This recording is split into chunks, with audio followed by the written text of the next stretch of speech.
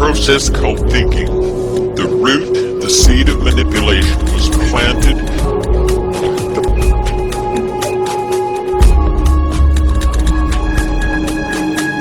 The seed of thinking, the seed of this patron father is neutron. Neutron. We'll call this a neutron. And we'll call it the sun. This is the seed or son of the father. This neutron sun seed is one with the father proton, matching 1 for 1, only a bit smaller in size. He's a peaceful sun. This is the beginning of thought, the beginning of thinking. The next step in the manipulation process is the thinking process, is the introduction of seduction. It's a grand concept to fabricate the concept of thinking, but just one thought isn't going to manipulate anyone loose of their connection to reality. This group of thinkers then thought to introduce something that would manufacture a form of perpetuity in this whole notion of taking control. Something that would be a place of reproducing the whole thinking process over and over and over again, endlessly, with virtually no effort other than directing the course of thinking until it reached its final conclusion of total control and the complete submission of everything unto them. The introduction of this next stage of thinking would have to cause motion, vibrations, and energy. Without motion or energy, the proton and neutron, the father and son, would lie dormant, nothing more than a thought without purpose. The concept of an opposite to the positive proton was conjured up. We'll call this elect lady the negative attraction that would perpetually spark the imagination of the father proton. We'll call this elect lady the electron.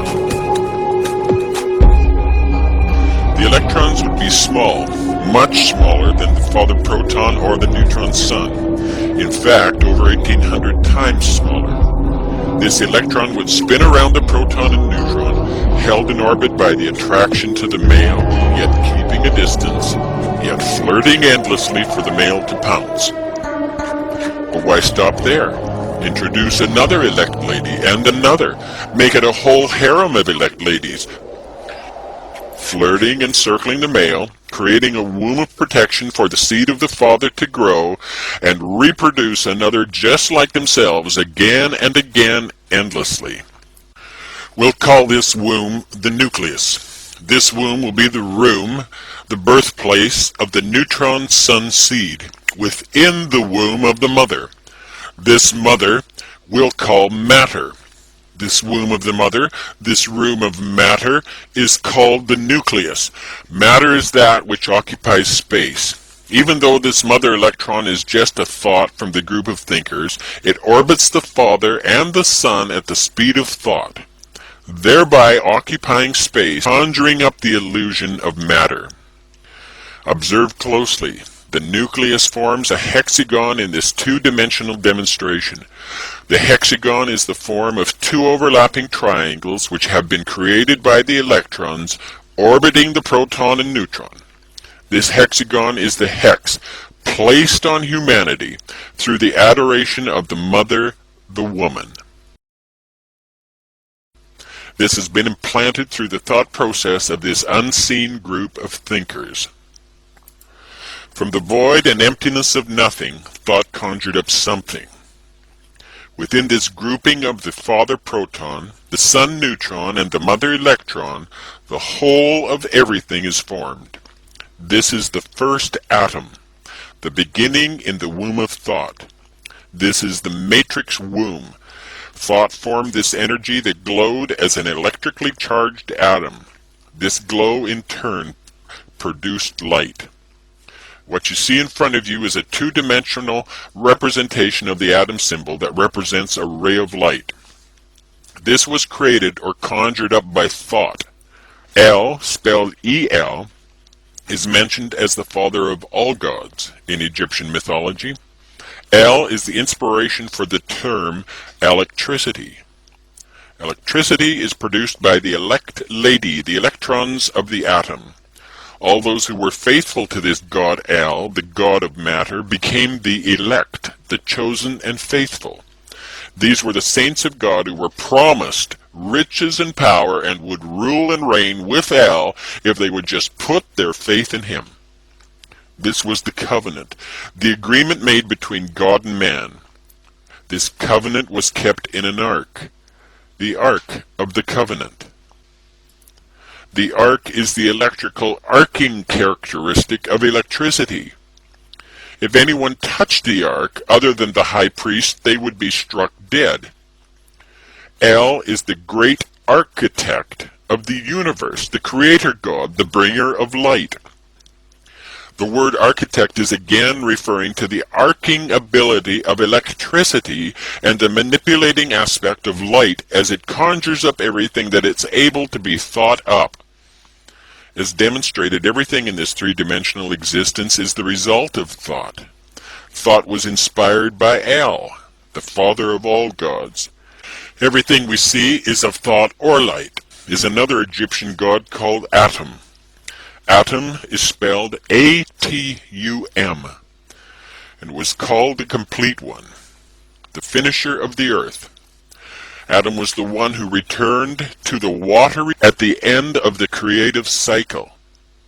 This is a major subliminal message established thousands of years ago.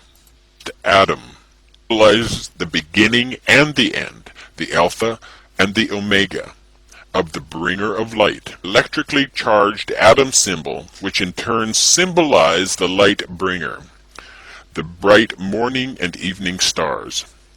Together they represent the creator of light, the creator god called Lucifer, who is the light bringer. Form the lie or deception created by the light.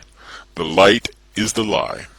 This lie is the eye of the illuminated ones or the enlightened ones. This is the all-seeing eye. Produces the physical light, which is the ability to see. The ability to see in this three-dimensional existence is produced by the electricity contained within the atom. This corresponds to the concept of Lucifer, the bright morning star, who led the way for the sunrise and the approaching dawn. You can see from all this mythology that it is firmly entrenched in the structure of an atom symbol. The atom symbol was conjured up with just the slightest notion of thought. The light now fills the earth with its rays. This is yet another Egyptian sun god called Re, or Ra, or again Amun-Ra. This name, like the names of all the Egyptian gods, are inspired by the form of the atom symbol. The atom symbol is the oldest sex ritual symbol in the world, and if you look closely at it, you'll see that the six-pointed star is formed by the intersecting lines of the electron orbits. The six-pointed star is also referred to as the oldest sex ritual symbol in the world.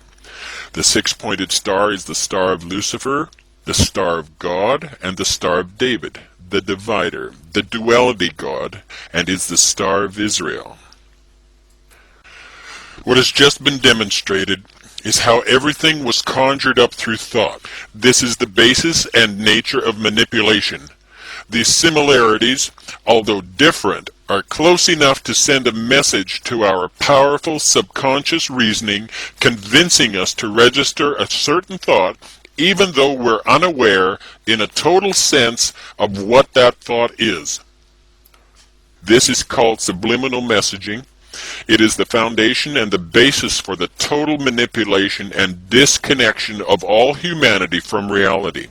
This is the tool used by the Luciferian egregore of thinking beings to bring all of humanity under total control, to make us servants subject to lunacy, thereby causing us to relinquish our strength and freedom that these Luciferian thinkers might reign as God. It's this knowledge called Kabbalism, the ability to manipulate matter one molecule at a time, that the elite of the world have used to perpetuate the kingdom of these fabricated gods on earth. Thinking themselves to be the saints of God, the elect, and the divinely appointed rulers of humanity, they apply the principles of subliminal messaging taught to them by the Luciferian group of thinkers through the intellectual institutions of the world, thereby creating a hypnotic trance in which all of humanity flounders around in confusion, fear, stress, and disease. This Kabbalistic information has been handed down through the religious and intellectual systems that have plagued the world since the beginning of this conjured-up creation. Kabbalism kicked into high gear with the onslaught of the Renaissance around the year 1000 AD. The Renaissance literally means the rebirth of thinking. This is not to say that the Luciferian egregore group stopped thinking previous to that. What this does say is that the push for total domination, total submission, and total control was now on. What we'll focus on next is how this conjuring up of light manipulates all of humanity, and how to reconnect to our awareness and wisdom, and the eternal power that is rightfully ours. Everything that's visible within this three-dimensional space is light. If matter is accelerated to the speed of light, times the speed of light, it becomes energy, which is light. All that exists is formed from energy and light. For thousands of years, humanity has contemplated and asked repeatedly, where did we come from? The information you've just heard explained the origin of everything, the source of light, and the creation of all three-dimensional matter, which is energy. Before light existed, there was a void of nothingness. A like-minded Luciferian group of beings took upon themselves to control this void of nothingness. This void contains all the greatness of the eternal state. These beings desired to control for themselves all the power and wisdom of this nothingness, and thereby be worshipped as God. Here's how it works. The name Lucifer means light bringer or light bearer. The name Lucifer is derived from the Latin words lucem fer. Lucem means bringer or bearer, and fer means light. Lucem fer is Lucifer. Genesis 1 verse 1 and 3 states, "In the beginning God created the heaven and the earth. God said, let there be light, and there was light." Hypnotic trance has been established. Very few will question that there even is a God. So anything that's written after these words is like shooting ducks in a barrel. Interestingly, this same concept of the light bringer, the day star or the bright morning star, has been applied to Jesus as well. Here we see that God is Lucifer, the light bringer. However, God is not just one supreme being, but a group entity, an egregore group thought form, agreeing together to appear as God. They've created the world systems of duality based on right and wrong, good and bad. They play the role of a good God and a bad devil. This Luciferian mindset shows itself in history as the mythical gods of old, each with a particular characteristic. These gods, when taken together, form the egregore group of thinking entities. God said, let there be light. God spoke. Speaking a word requires a thought. The word that this egregore God spoke was a thought. Every thought is a word. All words have sound. Even sounds not audible to our physical ears have sound. Sounds vibrate. Thoughts, which are words, which are sounds, vibrate. Vibration is energy. Energy has a strange characteristic in that it glows. Glowing is light. Therefore, thoughts are light. Everything you see is just a thought, conjured up by the Luciferian group of thinkers, and everything you see is formed by thought. Following this thought to word to sound trail ultimately leads to the creation of light. The very nature of light is to corrupt. This thought process called thinking has created the corruptible three-dimensional realm. Everything in this 3D space corrupts and dies. Light is nothing more than thought, and the thought form of the Luciferian thinkers is designed to create death, thereby controlling humanity through the fear of death. This God purposely and willfully created the concept known as death, and that's all death is, a concept. Death is an illusion, a manipulation of light through thought. Manipulating humanity with this illusion instills fear and desperation. Fear is the foundational characteristic that allows hypnotic, subliminal thought light patterns to be focused and injected into and forced to pass through our crystal brain. Our human three-dimensional brain has the same physical characteristics as that of a solid crystal or prism, except in liquid form. There's nothing godly, loving, or sweet about this group entity or its method of manipulation. For thousands of years, the use of fear and desperation has resulted in murders, wars, bloodletting, and endless disease. Children have been tortured, women have been raped, and men have marched blindly off the plank into the ocean of hypocrisy and death. This has all been courtesy of the God of the Bible, the God of love, the God of the Old and New Testaments, the God of the Criaram, the God of Buddha, the God of every religion and intellectual system known to man. This is the God of light, the Luciferian light bringer. Genesis 1 continues to say that God saw the light, that it was good. But good for who? Obviously good for those who were using it to control humanity through the manipulation of light. Yet again we have another subliminal. God doesn't say that anything is bad, it's just implied, suggested, implanted. If light is good, then something must be bad.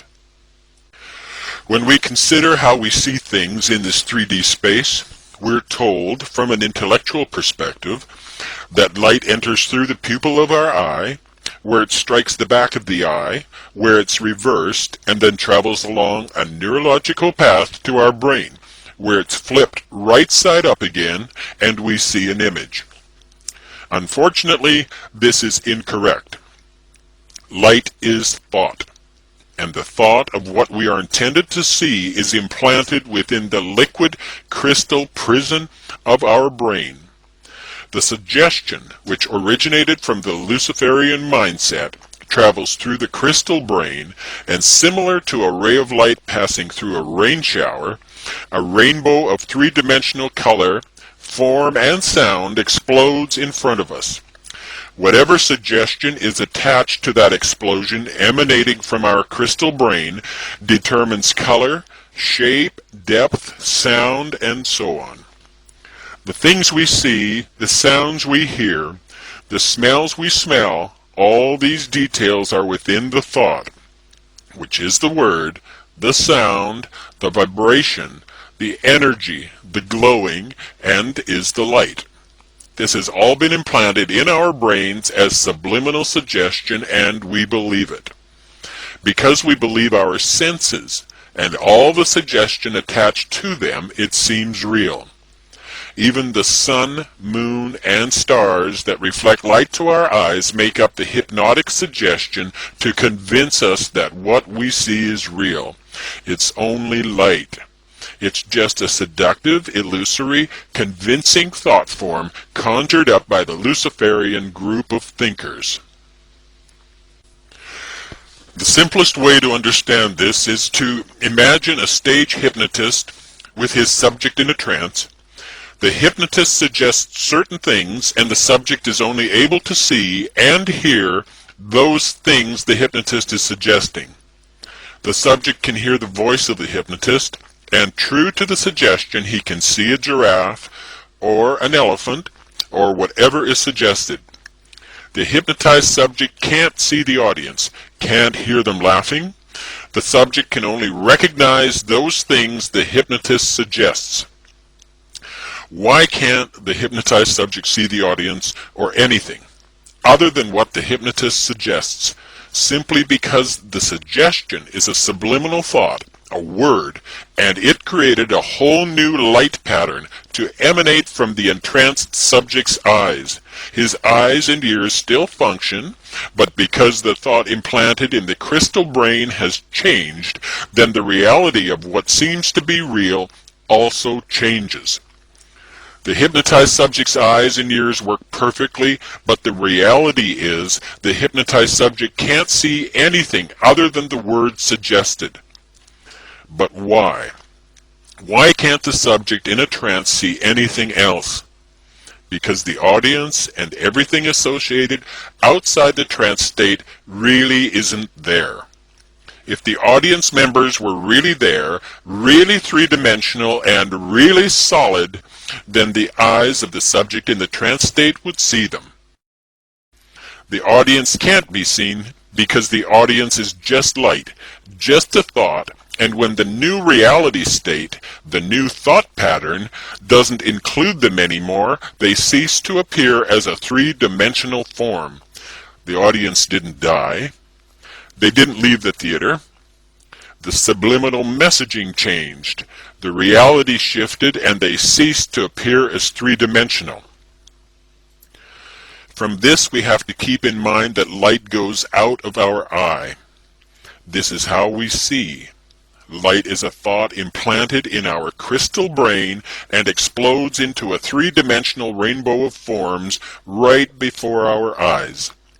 Thought patterns are contrived to distract us from our place in the present moment. There is no such thing as time and space.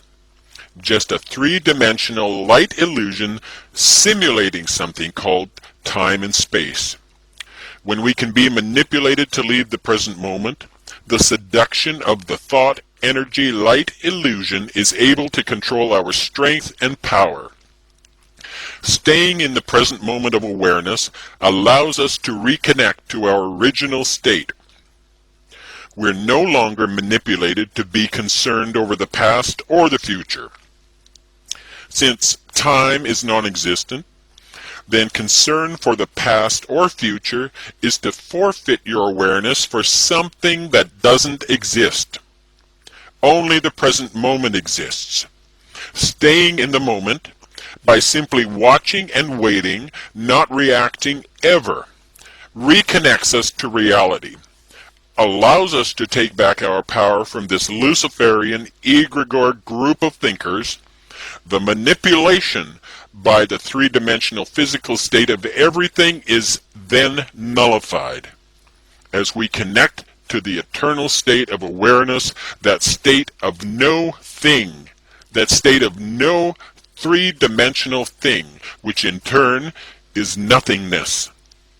Our power and strength, our wisdom and knowing exists in the moment before thought. We have no thoughts of our own.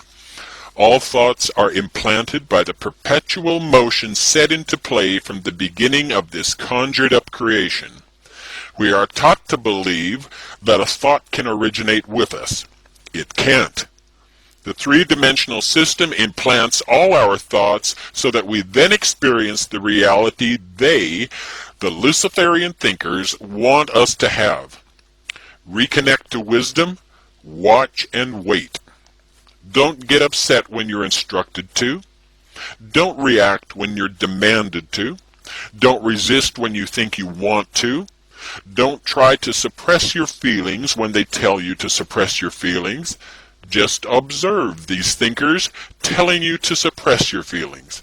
And this little act of watching and waiting puts you in control of you. You reconnect with your awareness, and the manipulation perpetuated through the religious and intellectual systems of the world is neutralized. Nothingness is our original eternal state of patience, joy, beauty, caring, knowing, and freedom. It's the power of this awareness that these entities desire to control. You'll notice that the octagon symbol appears in red as a familiar stop sign. This is a symbol of total control. The octagon symbol is a major subliminal message used to seductively manipulate humanity into the precarious position of a pending devastation. This octagon is formed from one of the light atom symbols, which is a zodiac cross. This is the sun god on the cross. The light atom symbol is one cross. When you take this cross and give it a 45-degree twist, then overlay it behind the first atom symbol, in effect, what you have are two crosses which were used to form the atom symbol. These two crosses now form what is called the double cross. This is the cross of religion and intellectualism. This is the cross of duality, the cross of death, deceit, destruction, and every diabolical system known to man. Not only is this double cross the subliminal shape of the stop sign, a symbol of total control, it is the shape of the Freedom Tower being built to replace the World Trade Center in New York City. This tower has nothing to do with freedom, but has everything to do with the destruction of the undesirables, or, in Luciferian language, the cleansing of the ungodly from the face of the earth. The elite implement this double cross at every opportunity when it comes to perpetuating and completing the agenda on behalf of the greed of the Luciferian thinkers. Their greed drives their desire to be worshipped as God. Their desire fosters thought, and thought fosters the whole three-dimensional experience. And the rest is literally history.